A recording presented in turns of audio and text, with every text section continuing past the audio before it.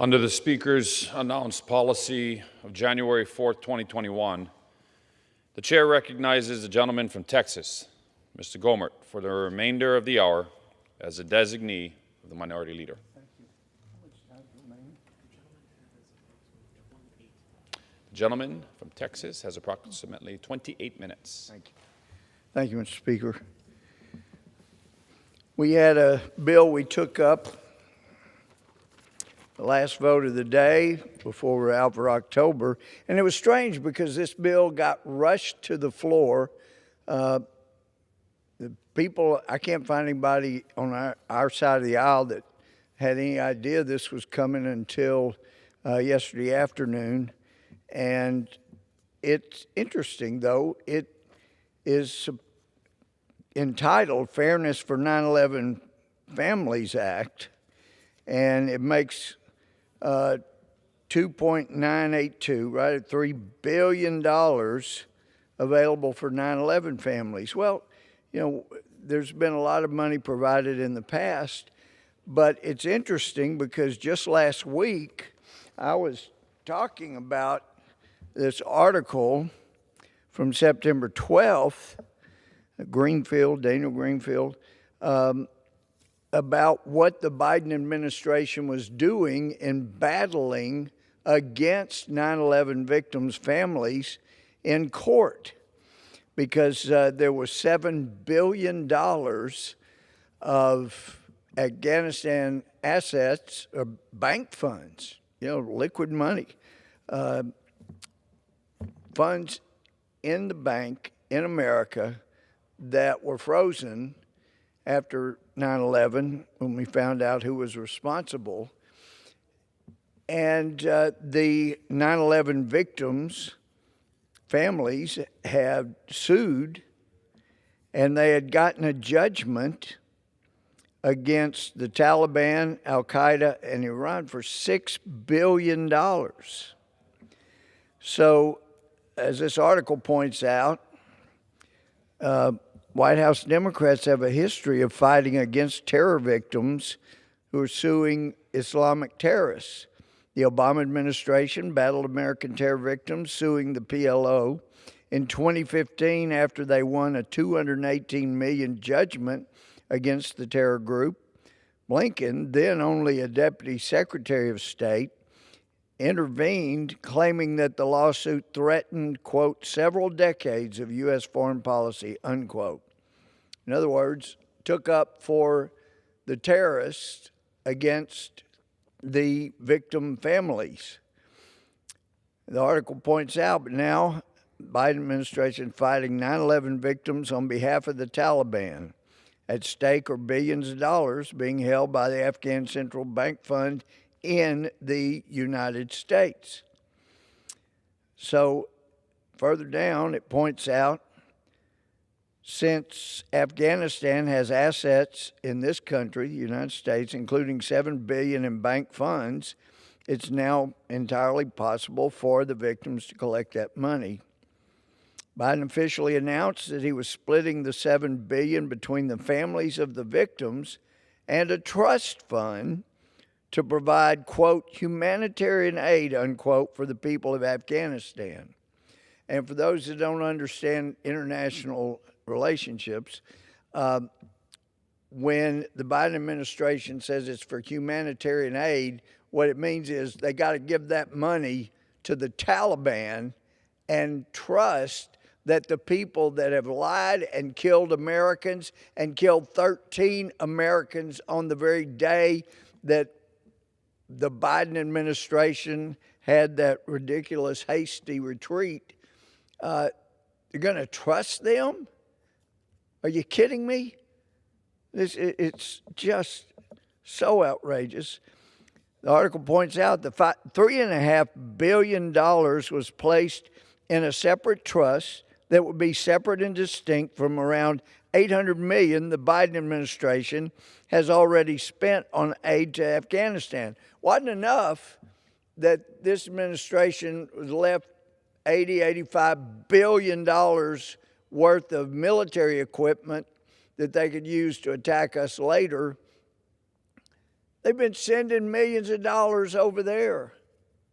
Like that's going to really go to help the people? The article points out what Biden actually did was take money off the table for the 9/11 victims, and it got worse. On the same day as Biden's executive order reserving $3.5 billion for the terrorists, his Justice Department filed a statement of interest in court arguing that the judgment for the victims of terrorism here in the United States was too large, and that actually turning over the money to those victims in America would interfere with the Biden administration's foreign policy in Afghanistan. Like we've got a foreign policy in Afghanistan? Who believes that? This administration tucked tail and ran so fast it exposed our military, our people, our allies to death. Policy in Afghanistan, for heaven's sake. Article points out, now a magistrate judge has repeated back much of the Department of Justice's arguments and ruled for the Biden administration that the 9/11 families who were laying claim to the other half of the $7 billion, that $3.5 billion, were not entitled to it. If it weren't for the Biden administration going to court and fighting against the 9/11 victims' families, there would have been $3.5 billion. And this is not just some speculation. That's money in the bank. This is liquidity. This is money that's there.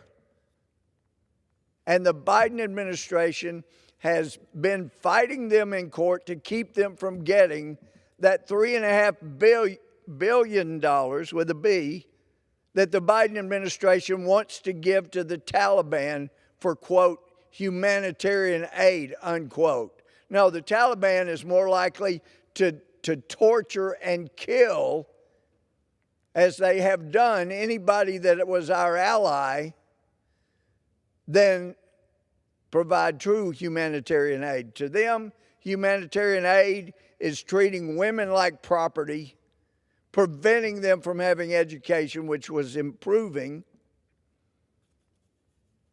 and killing those with whom they disagreed. It's just tragic.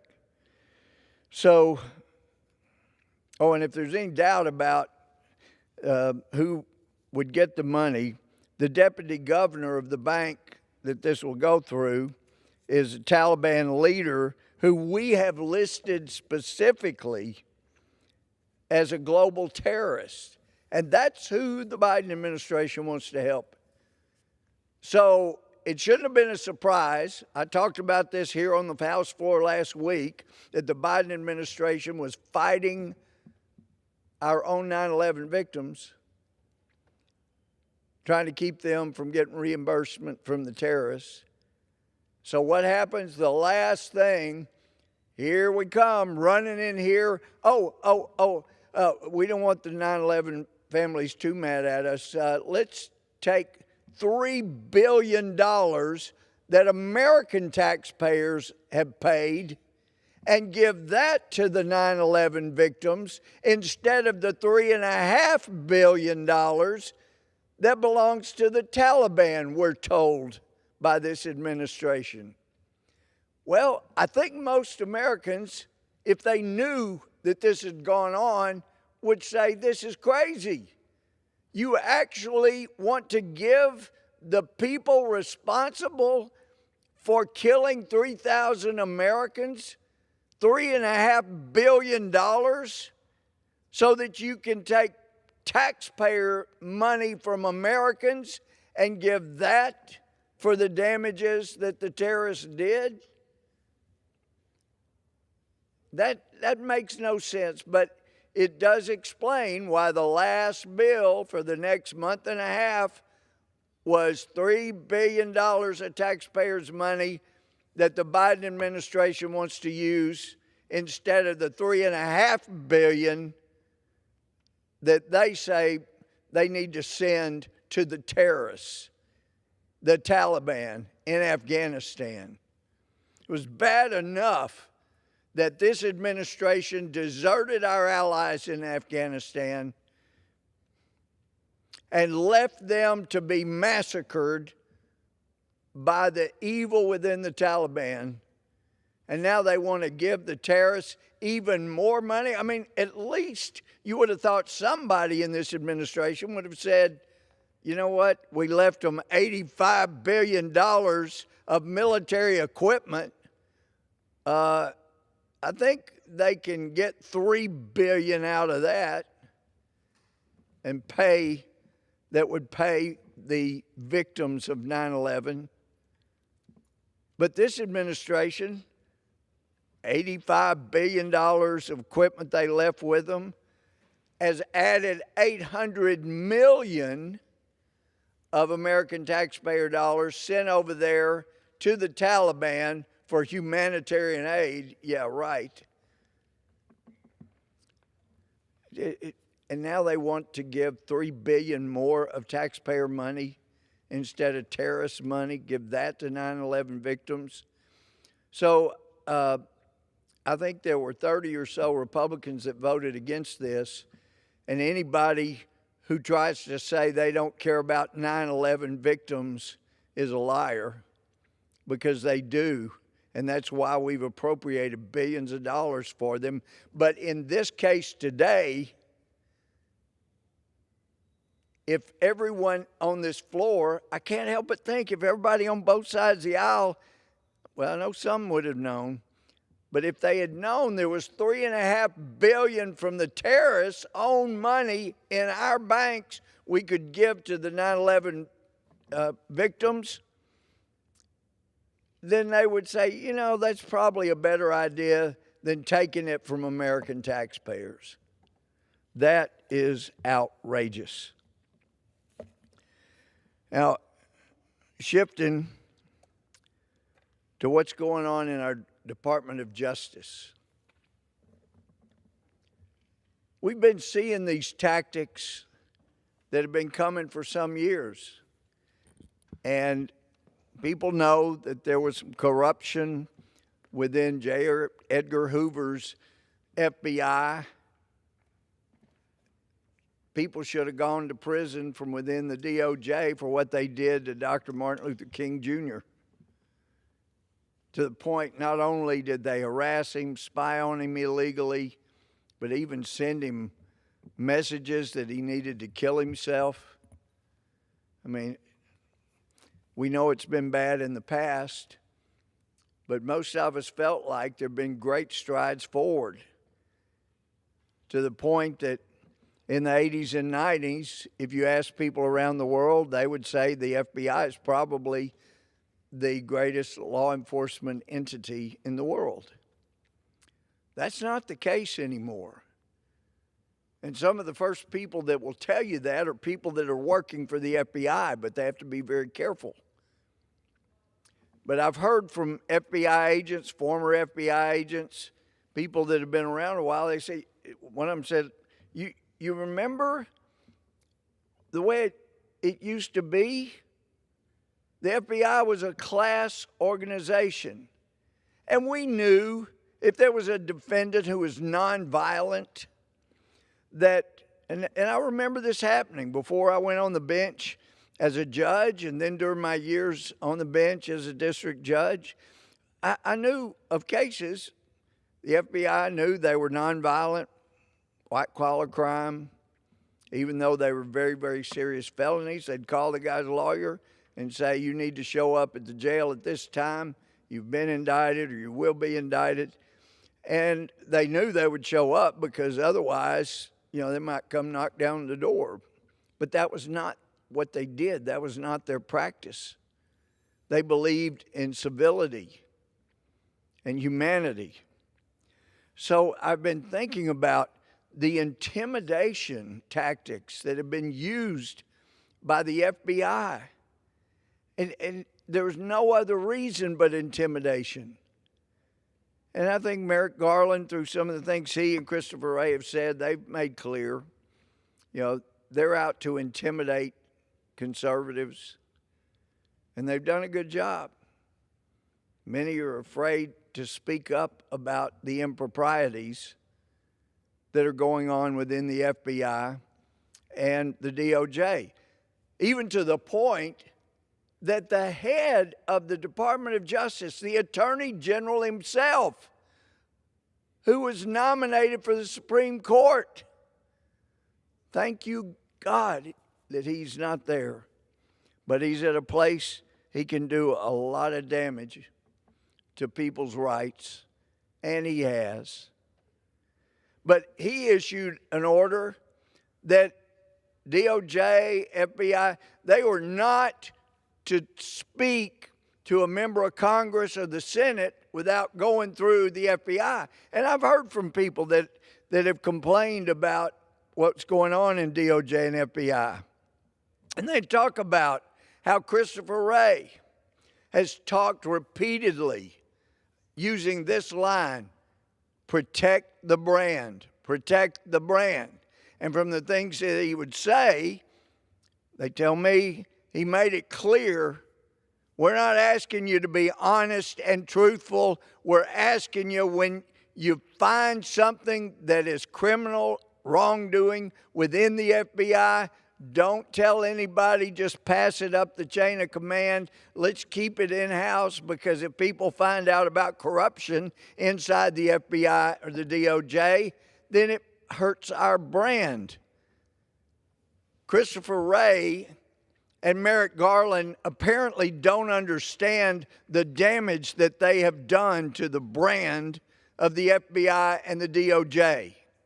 And for the Attorney General, knowing the Constitution and knowing this body's right of oversight, and knowing that everybody inside and outside the Department of Justice has a constitutional right to talk to their member of Congress without going through Merrick Garland's screeners, and yet he orders that they don't have the constitutional rights they've got, because he thinks his orders take precedence over the U.S. Constitution. And why wouldn't he think that? Because they have been giving orders that take precedence over the Constitution. So I've been thinking, there's so much in the way intimidation tactics being utilized by the FBI and the DOJ. It's that's exactly what the tactics were of a group that people understood. They were all about intimidation. And we hear comparisons. People say, oh, Donald Trump is like Hitler. Really? He wants more participation.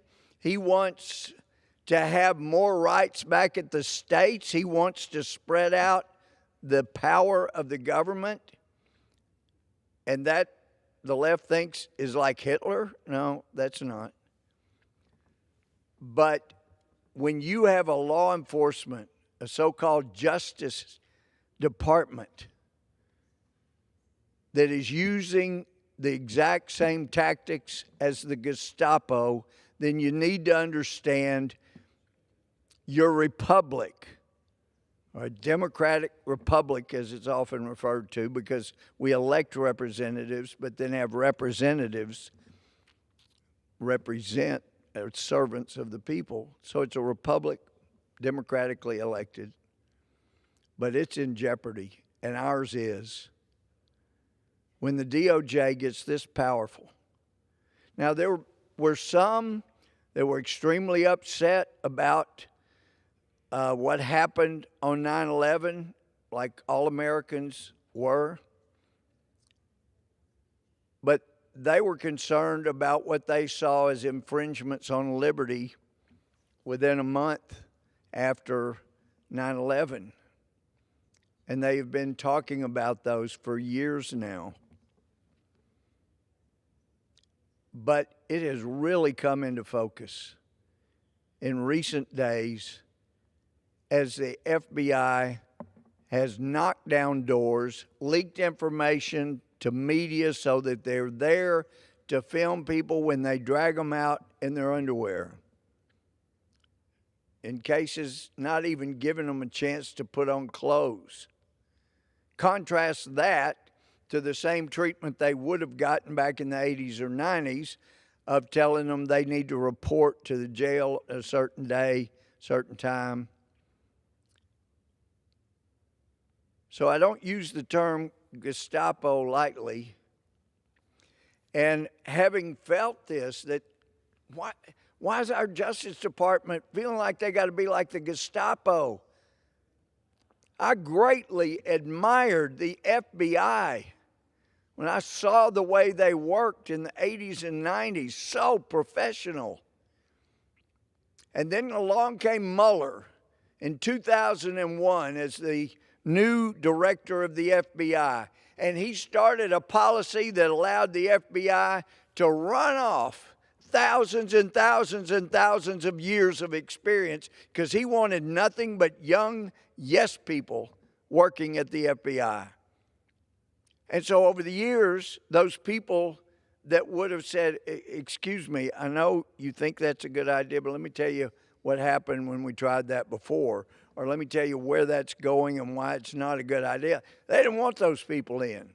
They wanted, if they wanted to go after a candidate like Donald Trump, they wanted people around them that would say, okay, here's how we can do it. We can do this secretly, and we can do this and that. Violates the Constitution, we don't care. We need an insurance policy to keep Trump from getting elected. And if he gets elected, we need to violate more rights, and we need to have people working for the Justice Department that will lie in an affidavit. I'm telling you, that's why when I saw the lack of response or appropriate response from the FISA courts when they found out that the FBI, the DOJ lied to them and then kept filing for a warrant every 90 days,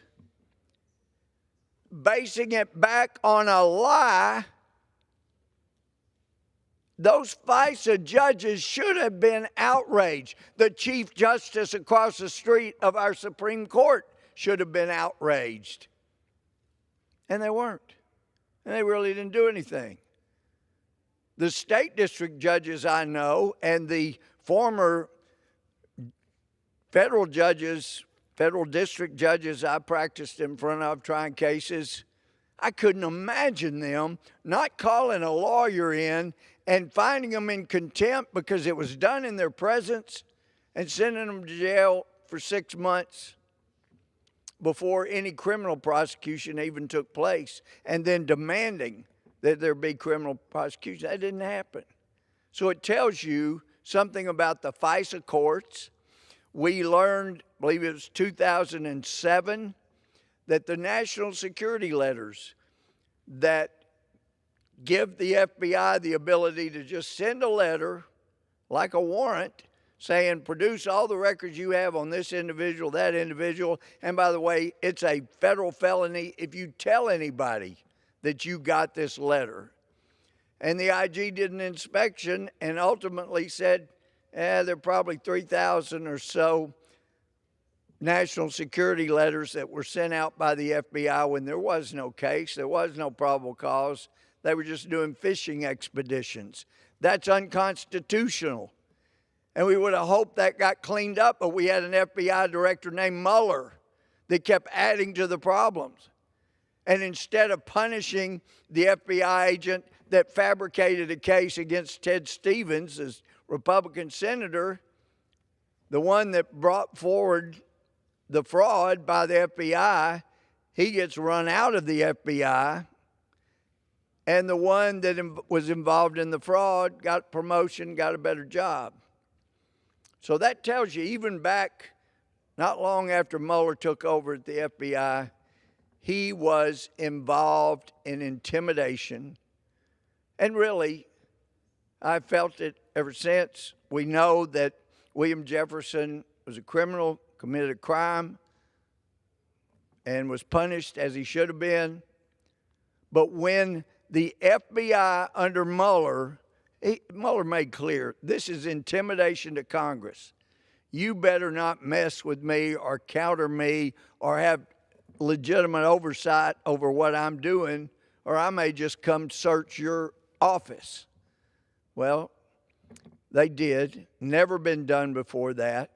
But it was all about members of Congress concerned about what was happening at the FBI, abuses of our Constitution. So he shoves it right back in our face. It's intimidation. These are Gestapo-type tactics. And there was an article that was written in the Eurasia Review back September 1 of this year, and it expressed the concern I have. It's entitled "The FBI's Gestapo Tactics, Hallmarks of an Authoritarian Regime." And it talks about, with every passing day, the United States government borrows yet another leaf from the Nazi Germany playbook. Secret police, secret courts, we have FISA, and I'm fine if we get rid of them. We had national secrets that were kept before FISA, but the abuses and the lack of concern about the abuses by the judges tell me we need to get rid of them. It says secret government agencies, surveillance, censorship, intimidation, harassment, torture, brutality, widespread corruption. And look, if that power's there and Republicans take over and put staunch conservatives in there, we still would need very, very stringent oversight so that nobody did that to the Democrats. Because when it happens to one side, it shouldn't concern everybody. I got really upset when I found out about the abuses of the national security letter, and that was under the Bush administration. And I was calling it out. I was angry about it. And I'm not hearing any Democrats concerned about the abuses of the Constitution that have gone on, the intimidation, that borrowing pages directly from the Gestapo. This is how you intimidate people. Well, this is very serious. And I don't have time to go into all of this. It's a good article from Eurasia Review, but it goes and documents what the Gestapo did and what the FBI is doing, and it's scary. And I hope that if Democrats are not willing to address this issue now, then surely they will be when we have a Republican administration, because the abuse needs to stop. With that, I yield back.